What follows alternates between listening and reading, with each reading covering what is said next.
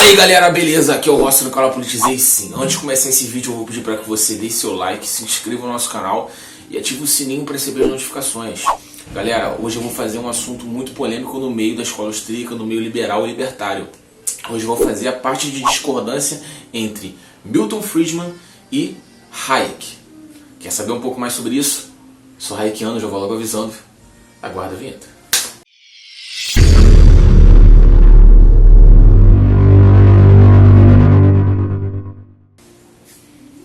Então galera, basicamente são dois economistas que concordam com tudo, tá? Apesar de que a escola do Milton Friedman, né, que é chamada Chicago Boys, né, a escola de Chicago, ela é uma escola de economistas chamados de monetaristas, né?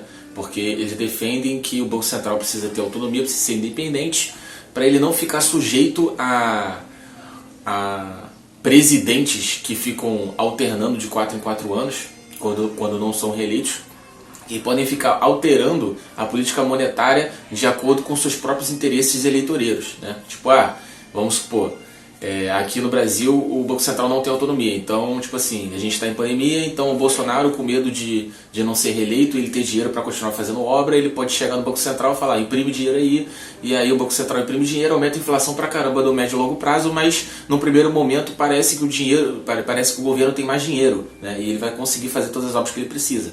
Mas no médio e longo prazo, o real vai se desvalorizar mais ainda, esse dinheiro não vai valer nada, né? Que é basicamente o que já acontece, né? O real, com todo respeito, né? O real tá virando uma piada novamente, igual era o Cruzeiro, Cruzado, enfim, não vou entrar nesse mérito agora, nada a ver.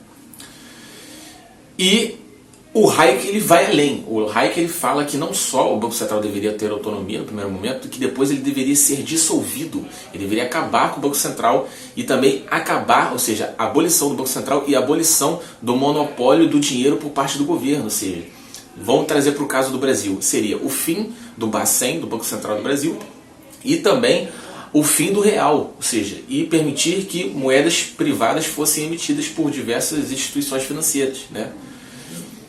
Apenas com uma regulamentação em relação a isso, né? Então, galera,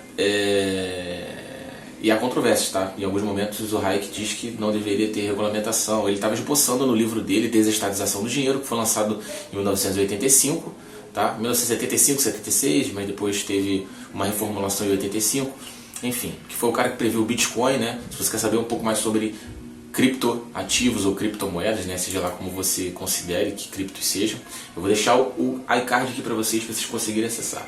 Então, basicamente, o Hayek, ele, inclusive nesse livro, ele bate muito nesse argumento do Friedman. Eles eram muito amigos, mas eles discordavam profundamente na parte monetária, da política monetária. O Hayek, ele ia muito mais além do que o Friedman ia, né? O Friedman ainda acreditava que esse era o único monopólio que era interessante, né?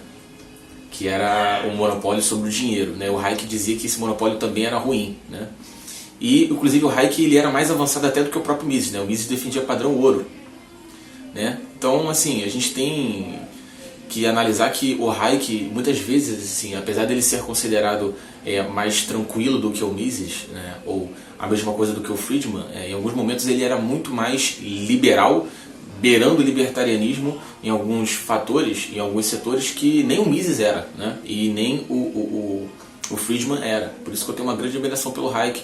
O Hayek, ele era extremamente pragmático. O Mises era muito filosófico, né? O Friedman, ele também era bem pragmático, mas ele ainda tinha alguns mitos da religião, da existência do Estado, né? Para quem é do meio libertário sabe o que eu estou falando, que a ideia do Estado é uma religião, né? Você acha que o Estado é necessário porque você nasceu numa cultura onde já existiu o Estado, seus pais, seus avós, né, toda a sociedade, então você não sabe como é viver sem ele, então portanto você não admite uma mudança disruptiva da sua realidade, né? Você acha que o Estado sempre tem que existir porque ele sempre existiu e você não sabe o que aconteceria, né? É muito curioso também, é a mesma coisa, você falar sobre o fim do Estado hoje, em 2021, é a mesma coisa do que você chegar na auge da Idade Média e falar, então galera, democracia, o que vocês acham? Né? A mesma coisa do que o libertário chegar hoje e falar, então galera, fim do Estado, o que vocês acham? Né? Ou então, inclusive, até o comunista, de fato, o cara que é comunista, marxista, que leva até as últimas consequências, também defende o fim do Estado, né? Então ele acaba sendo revolucionário por isso.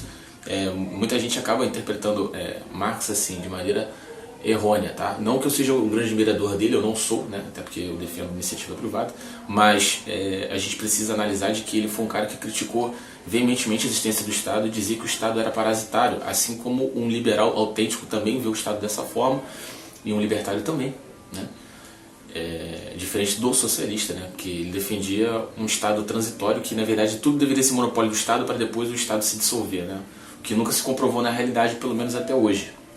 Mas é uma coisa que eu precisava deixar clara para vocês aqui, que todo mundo percebeu que o Estado é parasitário, né? Com exceção de John Locke, né, falava contrato social. Eu não sou um liberal que acredita no contrato social, não sou, né? Sou muito mais pragmático do que isso. E, enfim. Então, galera, basicamente é isso, tá? Era essa discordância do Milton Friedman com o Hayek, né? Que inclusive, apesar de serem amigos, né, academicamente falando, eles eram muito agressivos assim nessa parte da discordância da política monetária. E eu fico com o Hayek, até porque eu estou vendo o que o Hayek falou no século XX inteiro se formando como realidade hoje. Várias coisas que ele dizia que iria acontecer, que era inevitável, né? Que a função do economista não é dizer o que é politicamente viável, mas tornar o que é impossível politicamente se tornar possível, né? E ele conseguiu propagar essa ideia da cripto, né, através do seu ensaio, que na época tinham computadores, que, com todo respeito, perdão o palavrão, mas eram umas caixas gigantes, né? E ele já estava imaginando algo dentro da realidade dele. Ele não falou que iria existir cripto, até porque o computador era uma caixa gigante, nunca ia pensar que aquilo ali poderia criar algum tipo de dinheiro. Ele defendia dinheiro impresso, só que emitido por instituições financeiras. Mas você já consegue perceber que, tipo assim, o cara, dentro da limitação dele, ele conseguia esboçar que o dinheiro privado iria acontecer, né? Então, galera, é basicamente isso, tá? Fico com o Hayek.